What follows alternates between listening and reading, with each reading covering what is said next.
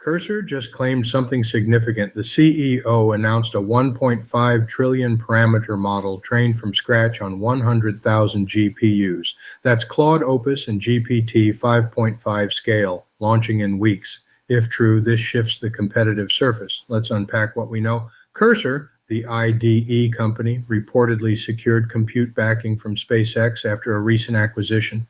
The model represents roughly 10 to 20 times more compute than Cursor Composer, their current flagship. The CEO described it as generally intelligent, not just a coding tool. That's the claim. It's not independent verification yet. It's what the CEO said. Context matters here. Training a frontier model at this scale requires serious infrastructure. 100,000 GPUs is expensive compute. SpaceX's involvement signals access to substantial hardware or power resources, or both.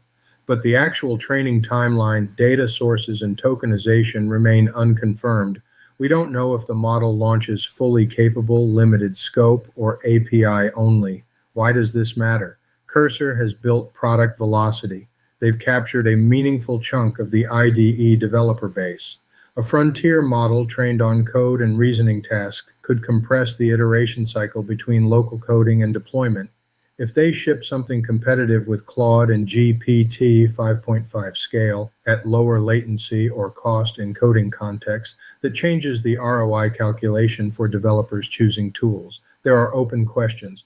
1. Does the model actually launch on schedule? 2. What are the inference constraints? A 1.5T model is computationally expensive to serve.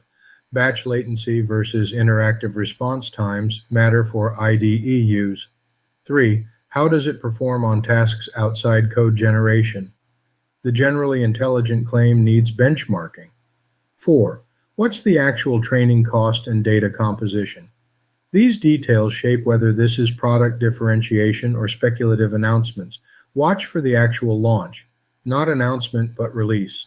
Watch for independent benchmarks on reasoning, math, and coding tasks. Watch for pricing and rate-limiting terms. Watch for developer adoption signals.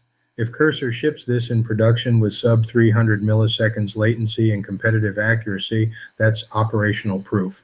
If it launches rate limited or with significant caveats, that's a different story. The scale claim is bold. The SpaceX backing is real. The timeline is tight. In 6 weeks, we either see the model or we don't. That's the signal to watch. If you want to track moves like this, when companies claim capability shifts before they ship, join the community, link in the description. Build the system, automate the rest.